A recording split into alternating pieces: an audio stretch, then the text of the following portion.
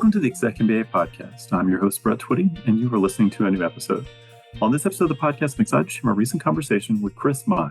Chris is a second-year student in our Executive MBA class of 2025, and he and I recently connected to talk more about his background, his decision to pursue an MBA, what led him to Darden, the impact of his time in the Executive MBA program, and so much more.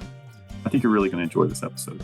And as always, if this conversation is helpful for you, please like this episode and subscribe to the ExecMBA podcast so you never miss an update.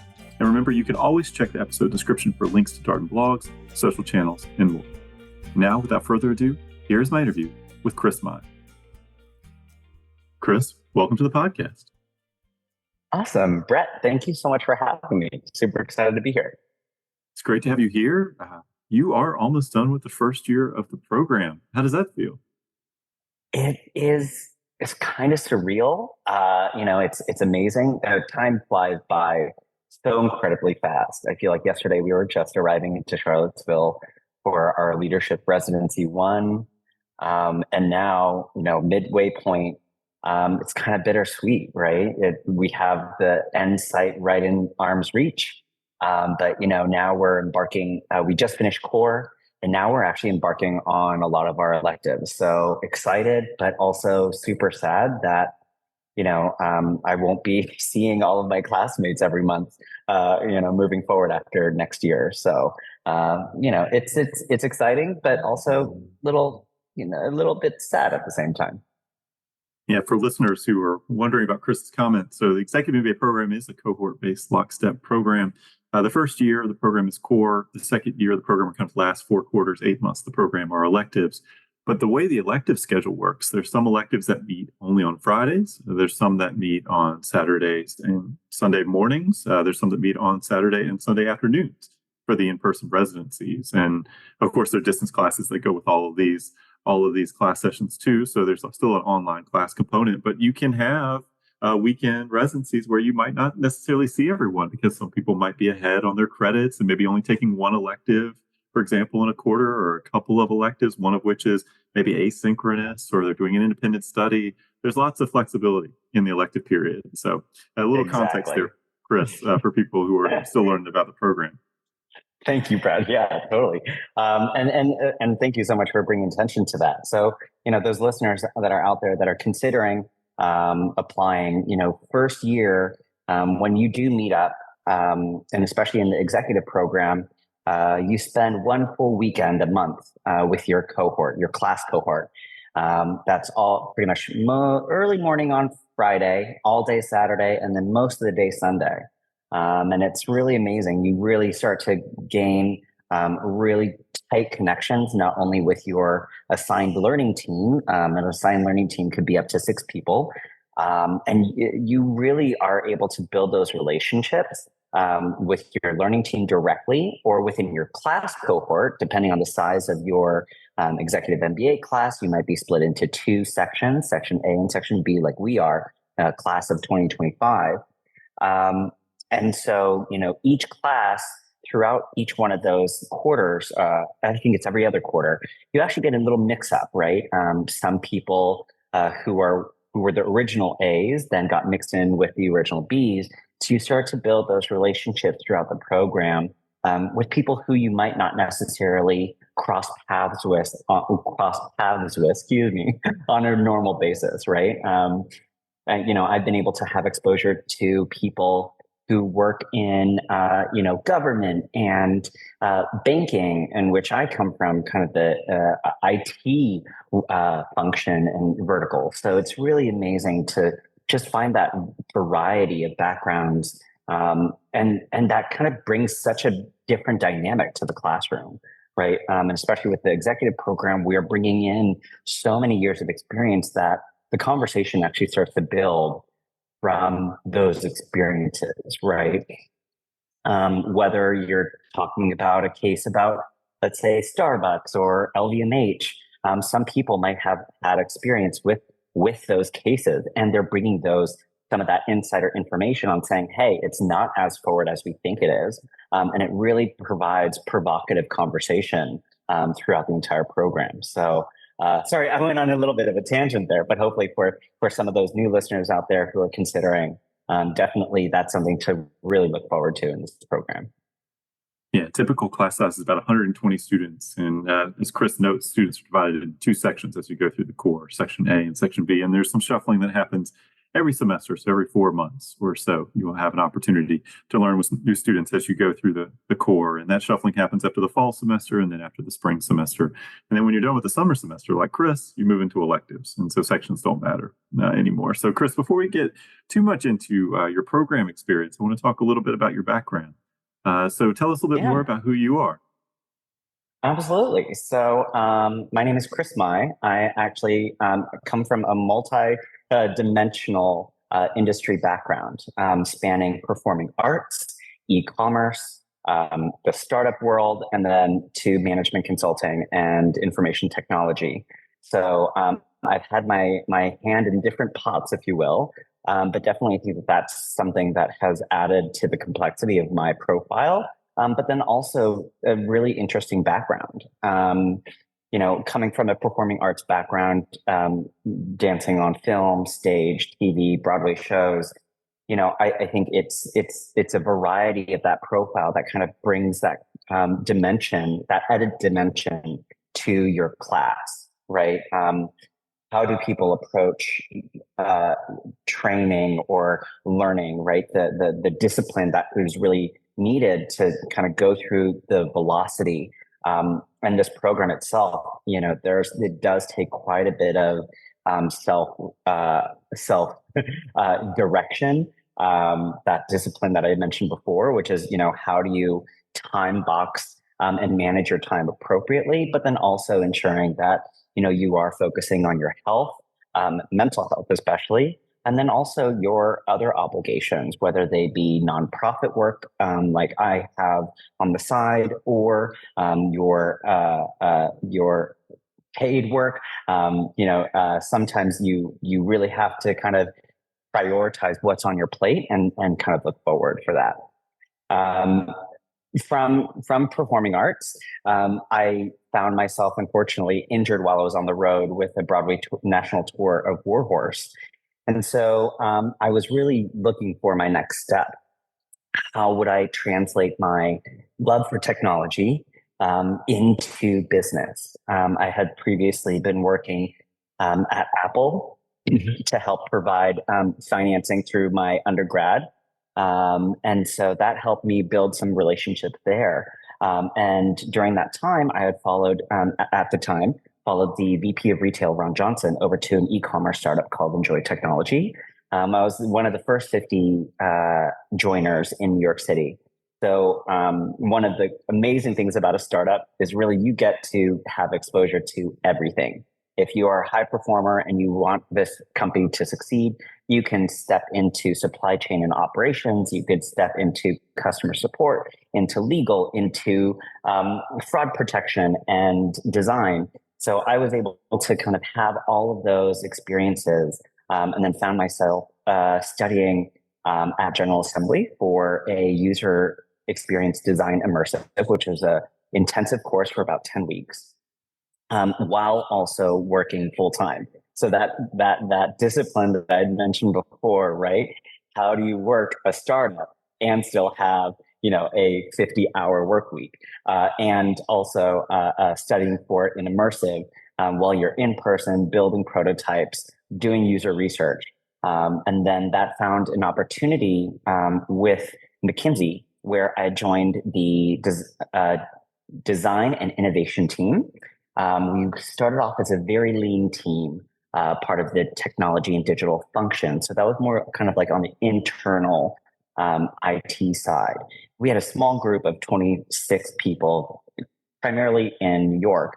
And my role as a design ops manager was really ensuring that we scaled the team throughout our 7 global hubs. So scaling a team within my 6 years from 26 people to about 150 globally, through Gurgaon, Prague, Germany, Boston, New York, Atlanta, you name it. So it was really an amazing experience. And then now on to the next adventure. But as of right now, I'm doing some nonprofit work with 2 different nonprofits. One, which is Broadway Cares Equity Fights AIDS. It's a nonprofit primarily locally based in New York City, but provides grants all across the US and globally to nonprofits that need it, right?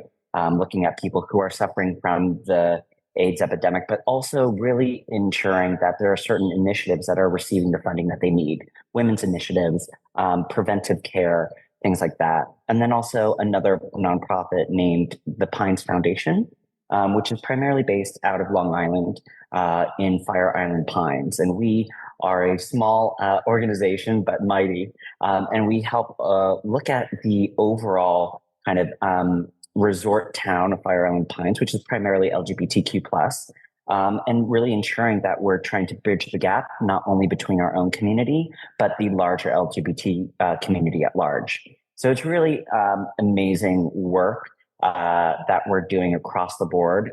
We have our pinnacle fundraising event that's actually around the corner called the Pines Party, which is a weekend long music festival. And it's our largest fundraiser for the community.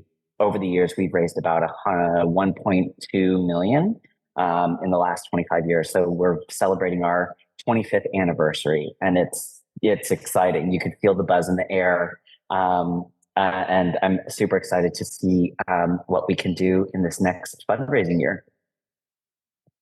Well, lots of twists and turns in your story, and you have some experience as a working professional student previously, but how did you get interested in pursuing an MBA, Chris?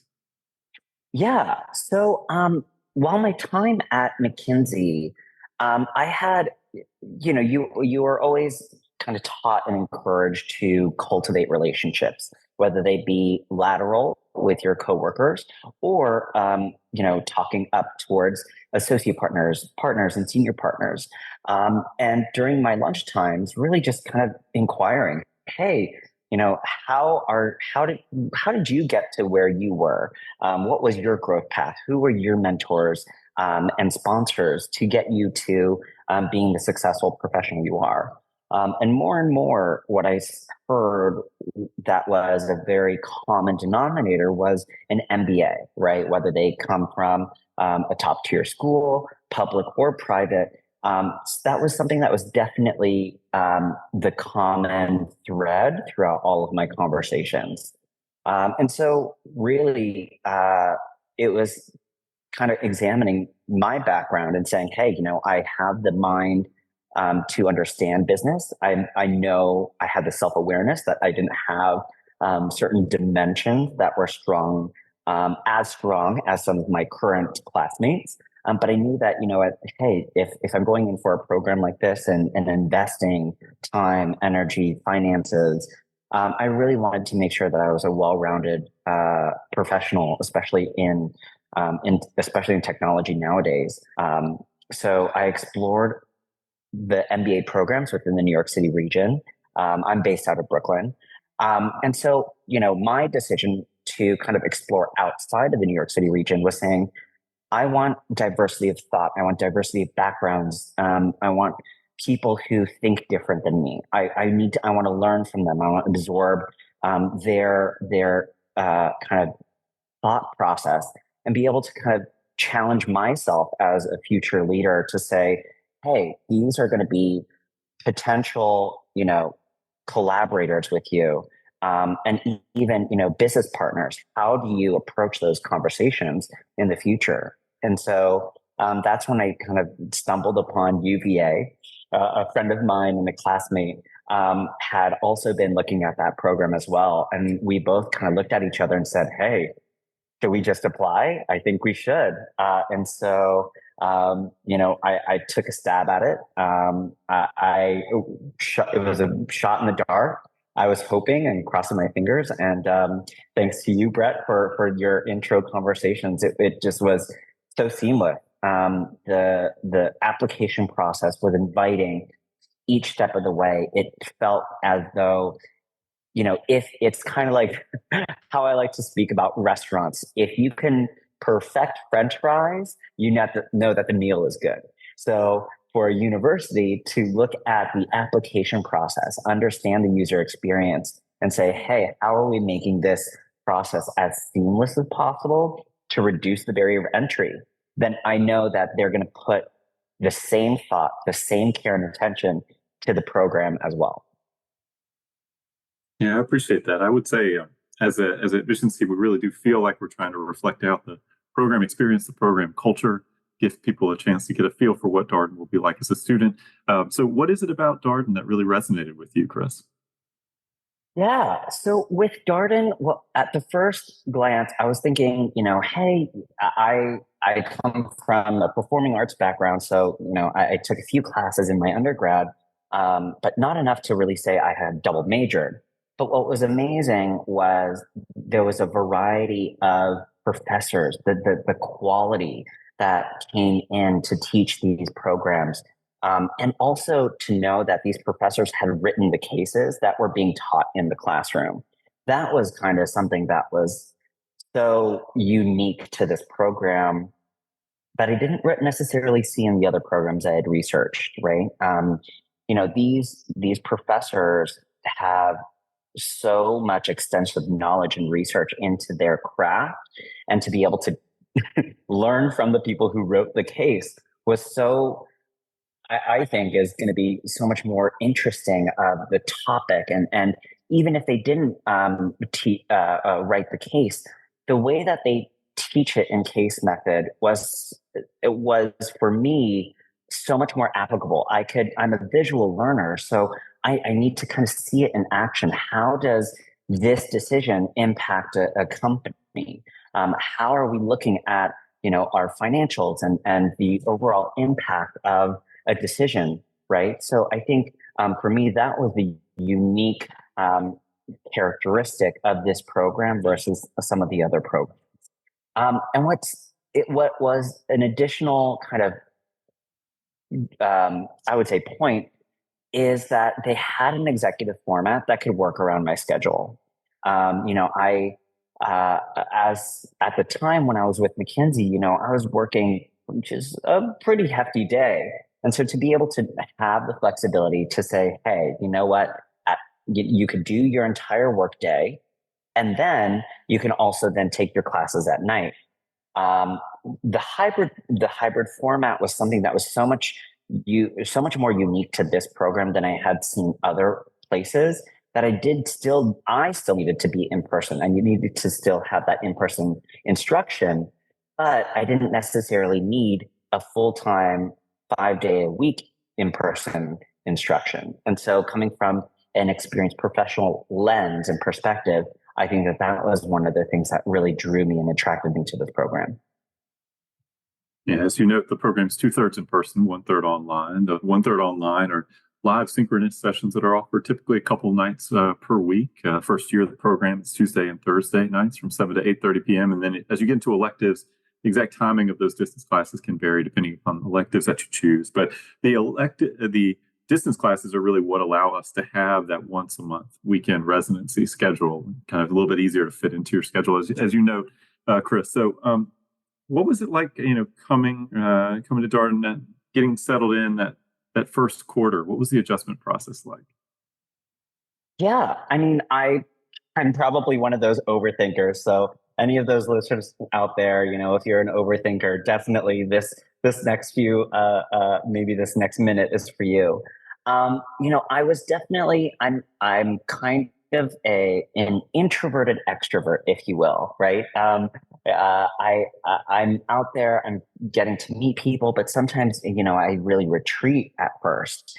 And so coming in with a different background, I think there was this moment of kind of imposter syndrome, right? As a first generation Vietnamese American, right? I didn't know. I mean, I'm probably one of the few in my family that continued to get the higher education and explore this route.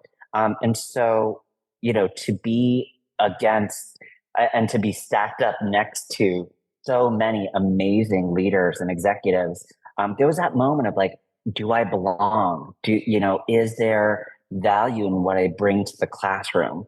But each and every OGR, which is on ground residency, which is that week long or weekend long in person session, it started that imposter syndrome really started to break down, right? And what I experienced, my journey as a professional through performing arts, the soft skills, the analytical side, the yes and mentality. If any of you are from the theater, or even coming from a startup, really stepping into any role and having that exposure, it's you're adding.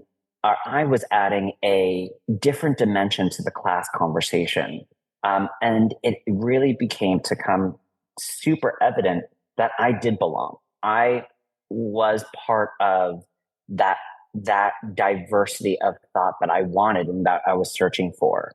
And so, there's that kind of like with any new job, you are going to go through a little bit of that, kind of that learning period, that process, maybe that 1 week in a new environment or like a new employer, you might have a 30-day or a 90-day kind of like, okay, what direction is up? But what's great is that everybody in your class, your classmates that you're going through the ups, the downs with, they're going through the same exact thing. They're thinking the same exact thing, and wondering, how do I belong? How did I get here? But what's great is that you're all doing it together. And what was uncovered was that, hey, you are so much better together. And one thing that I learned from a colleague of mine was, you lift while you climb. And there might be people who are super amazing at numbers and the quantitative side. And maybe you might be, or me, I'm a little bit better on the soft skill side, right?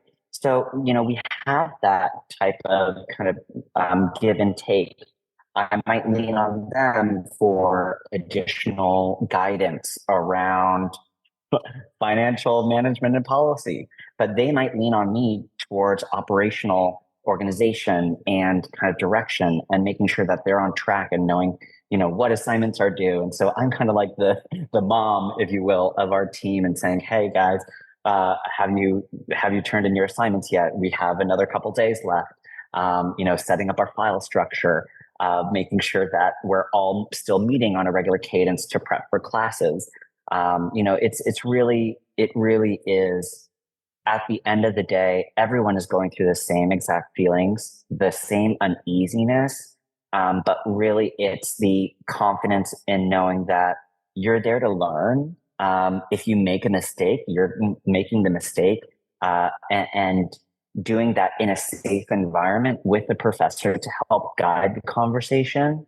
And what's great is that after the classes, if there are people who are experienced in that specific topic, they'll offer their assistance to you if they can obviously see that, hey, you know what, maybe I am struggling a little bit and I'm super confused. We have an entire group chat with our 100, if you think about it, our 100 students that were like, hey, is anybody hosting a tutoring session around our financial management and policies course? Would love to just have a nice refresher. And, our tutoring committee will host a session and make sure that, we all lift while we climb. So there is that learning period, and there might be that uneasiness in your stomach. And my biggest recommendation and advice is, anything that is good for you and anything that's going to challenge you will make you feel uneasy. But as long as you know that you're going to come out the other side so much stronger, so much improved mentally, psychologically, and also so much more transformative than where you were before. As a professional, going through this program has probably been one of the best decisions that I've had. Yeah, I was going to ask you, do you have a favorite memory from the program? Something that jumps out? I mean, about 12 months in, obviously still got some time to go, but something that jumps out to you from your time so far? Yeah, so I just came off of a big milestone birthday this past July. And one of the best memories was really kind of my husband came and surprised me with a nice surprise birthday dinner with my learning team. And afterward, actually, I had coordinated with a bunch of other July birthdays because we had the Sunday off. we would just explore DC, right? Go to different venues and really have the opportunity to get to know one another, because we had been pretty much heads down in our core curriculum for the last year, that it definitely felt that there was this pent up energy that we really wanted to just have the night off, relax, get to know each other, cheers each other, sit down for a meal, get to know each other. So, definitely had a nice, a nice evening out on the town in DC, which was amazing. Yeah, I'm curious about your learning team, Chris. You've mentioned them a few times. How have y'all worked together? How have they been helpful to you as you've navigated the program? Absolutely. Yeah. So my learning team, we're a six-person team, two identifying females and four identifying males. And on that learning team, we have backgrounds, veterans, we have graphic designers, we have operational professionals, and we have a finance professional, an accountant. And myself in IT. So we really kind of fill in so many different gaps, and there's so much variety that it was kind of, I think honestly, I got super lucky. It's probably one of those lightning strikes and once in a very blue moon, if you will. And so the learning team, we started off very I think we were very reserved. We wanted to get to know each other at first. We needed to understand how we worked, something called norming. I'm not sure if many of the listeners know that term, but really understanding, how do you operate with each other? What do you prefer? What's your meeting cadence like? Do you have kids? Okay, we can meet only after this time because one of my learning teammates has to put her kids down for bed. Another one is, he has a dog that needs to be walked out at a certain time, and I have a dog as well. So, it's definitely trying to find that sweet spot to meet with each other and prepare for our class cases. But that learning team is really, it's now become a super tight bond. And one of the things, if those people who are kind of revisiting this podcast down the road, take the time early on and invest in getting to know your team, go out to dinner with them, get to know them, because they're going to be the ones that are helping really solve a lot of those cases and kind of blockers, if you will, to understanding the content. As I said before, I'm not huge on finance and accounting, but one of my learning teammates really was able to kind of break down the situation and kind of like really describe it in a visual way for me to understand how to grasp the topic, right? And what's great is that we're all learning together. So, if you're saying, okay, hey, I think that this is what the topic is, does this make sense to you? And it's that safe environment before you go back into the classroom, because you have such limited time in the classroom, that you're able to kind of work through some of those questions, prepare your questions in advance for that time when you're in front of a professor or the rest of your classmates to say, hey, this is my understanding. This is how I received it, and this is how it's being understood in my brain. Is that the same that other people are?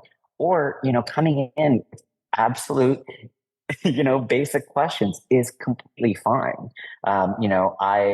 I've come to accept that I might not be the smartest person in the room in finance. That's okay.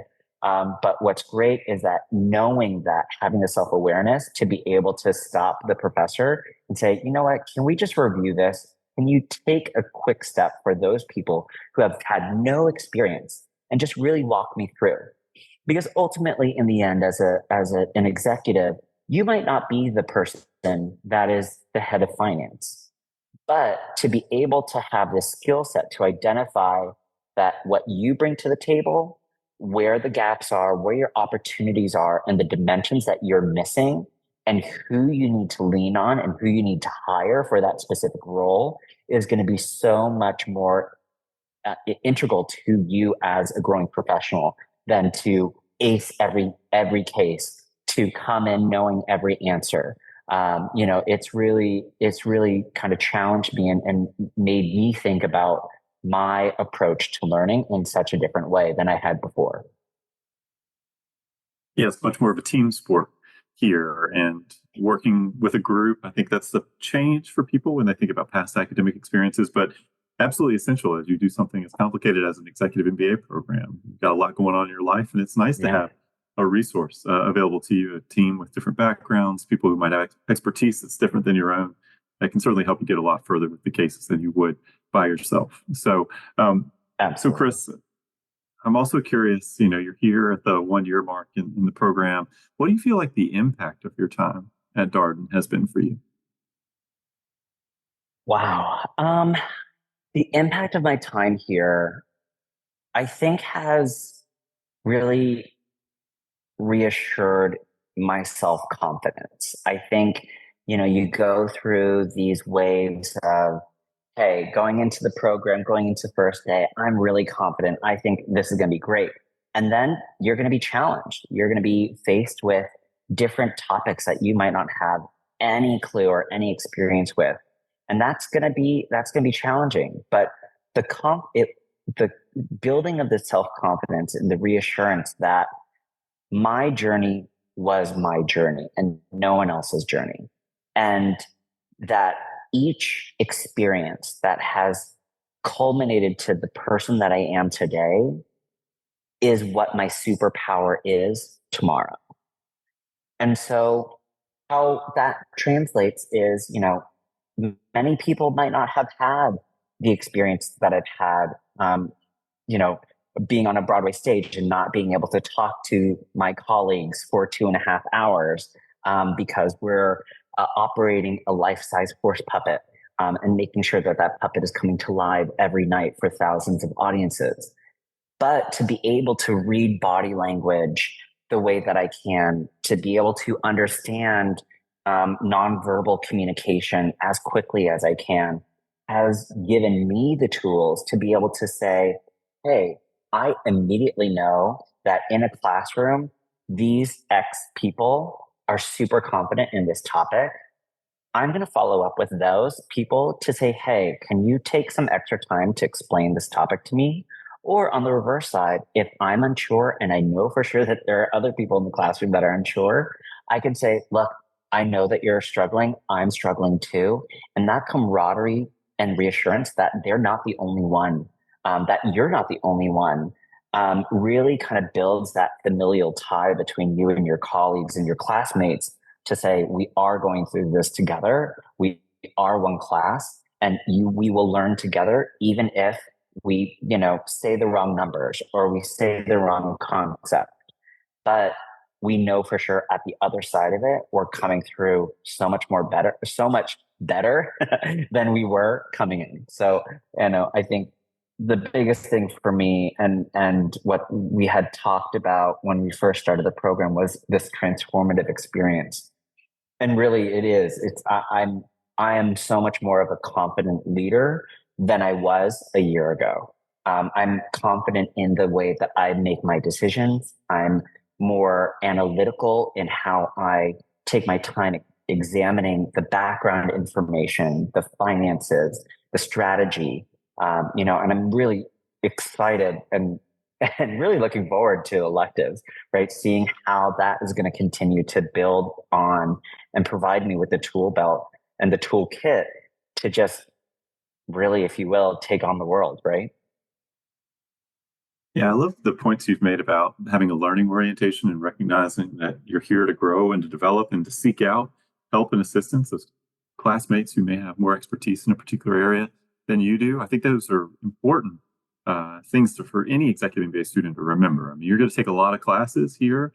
You're here because you have gaps. You don't know everything, and you're here to learn. Sometimes people can forget that as they're going through the program and they're in classes with people who have deep experience in accounting or finance or economics, and they compare themselves to that person and wonder, well, why does that person know all this about finance? Well, it's because they do it day in, day out.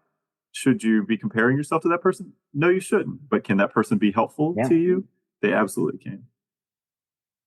absolutely. And something about that is like maybe they might not have had direct reports, right? And this is the first time that they might be approached with somebody who they could mentor.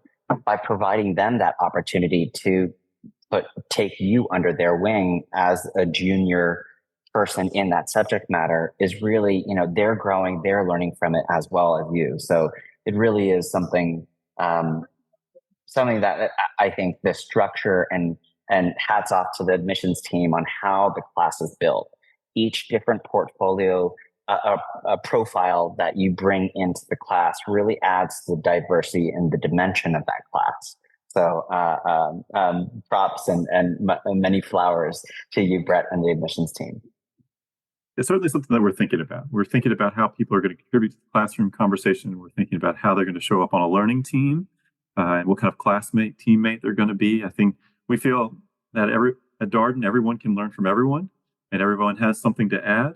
But you have to be open to that. You have to be excited about participating, but you also have to be excited about listening and learning from others. And that may not describe everybody, but that certainly describes everybody here at Darden. And that's what we're looking for as a admissions team. And so when people ask us, what are you looking for?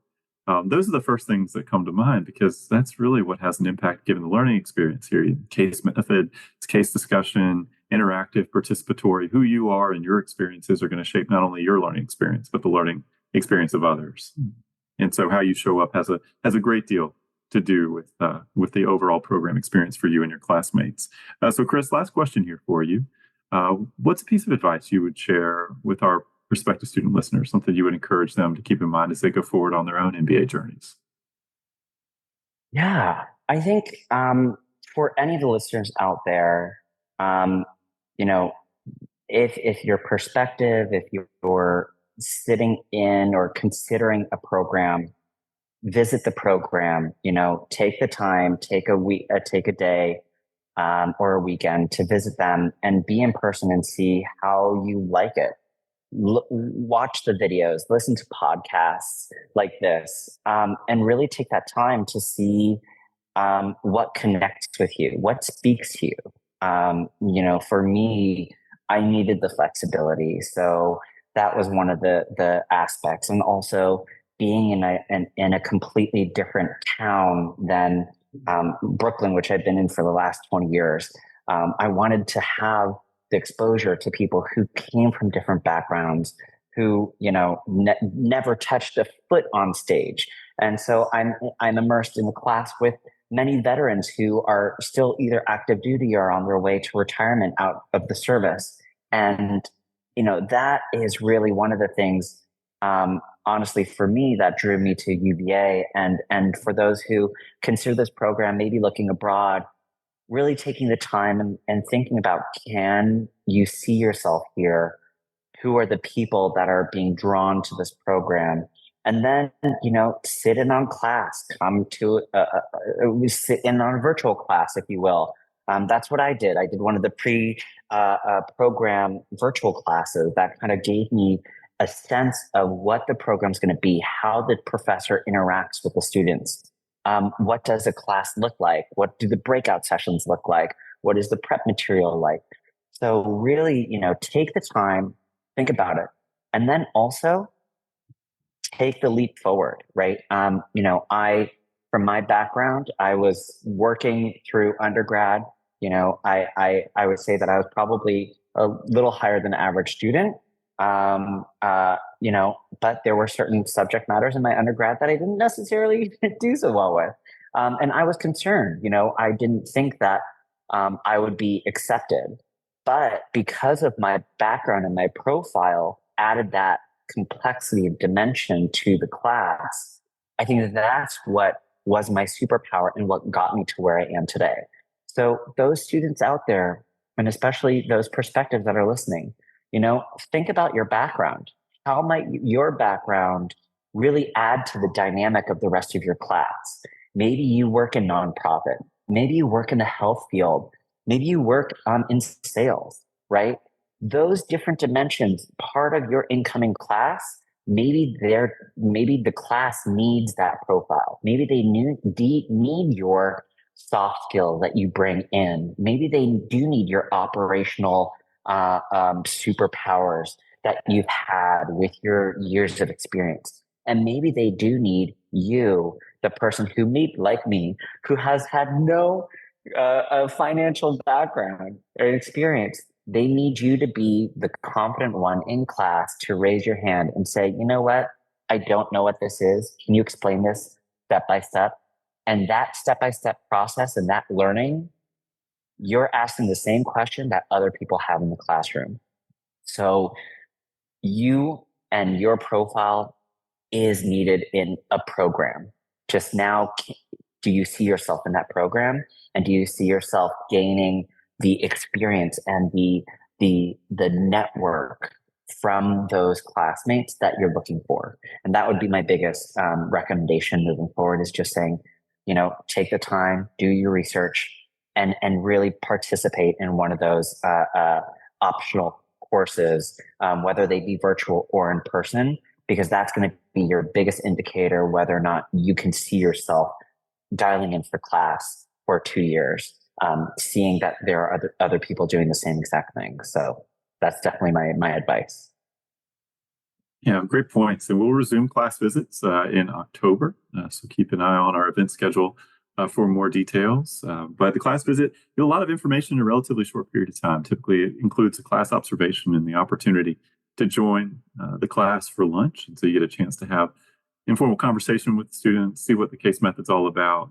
Just observe it. Of course, it's not actually, we'll be participating in the class, but you'll still be able to observe how the class goes and see how students engage with one another. I think MBA programs oftentimes look very similar on the website in terms of the things that they're talking about and how they discuss the various aspects of their program.